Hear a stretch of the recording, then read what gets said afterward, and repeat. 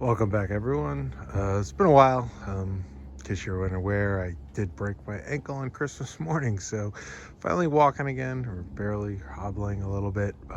But basically, today I got done the mount for the spare tire, which was fantastic. So basically, if you look at the past videos, you'll see a post sticking out.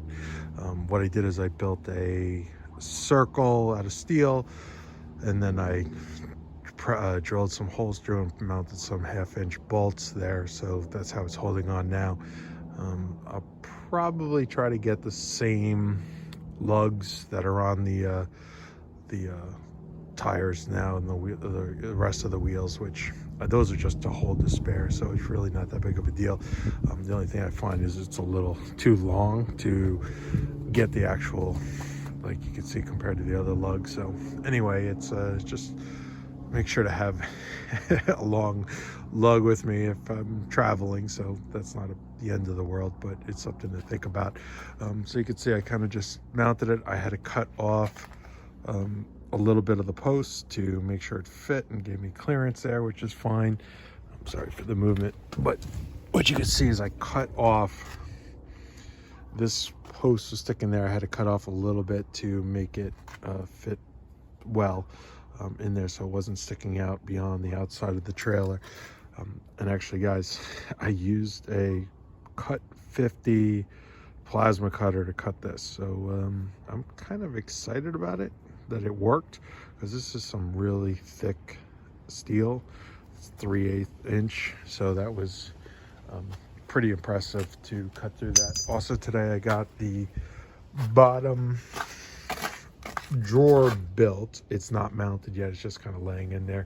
I'm gonna leave the trailer out overnight, but basically I cut it out, put the flooring in. Now I just gotta put the slides on the sides, and I want to make it as low as possible to give myself as much room from the top to the bottom, so I could fit the largest 12-volt cooler I could get in there. I'm actually thinking of putting a kind of like a little sidewall on the inside as well, and the reason for that is to be able to store, you know, cutting boards or anything else that's thin along the edge there, probably maybe even some pots or pans actually. So that's something to do there. I got the drawers finished, so once I get all that taken care of, I'm going to you know, polyurethane it, and or spar polyurethane it. The other thing I got to figure out is there's a little bit of a bow inside the counter, and that's a 3/4 inch. I probably have more weight than I'll ever have in there right now with all the tools and everything else sitting in there, but I have to figure out something or some way to kind of firm that up. I do have underneath there, you can see pieces of wood along the back screwed in to give it support, so it's not going anywhere.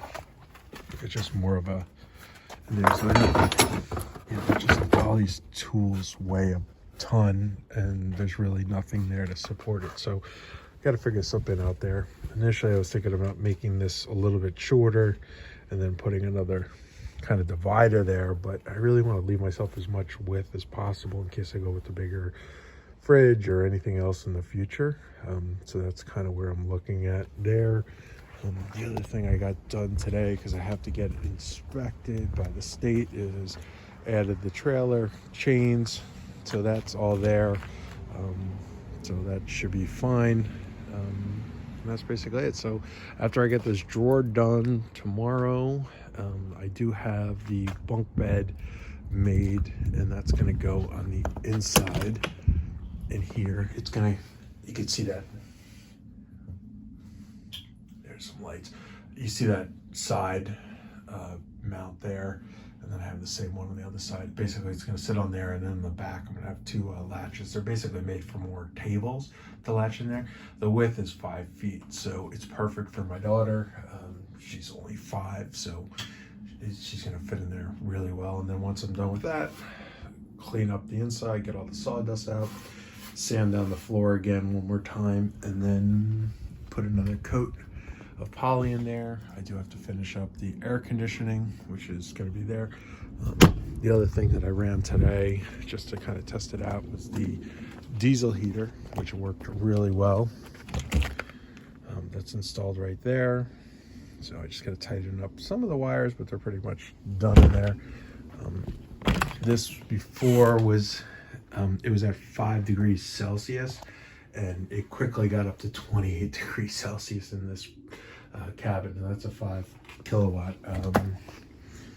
heater, so it works really well, and that wasn't on that long. So anyway, any questions or any concerns or any suggestions, please let me know. Look forward to it. So please hit like, please hit subscribe, and I look forward to posting tomorrow. And it's good to be back. Talk to you soon. Bye bye.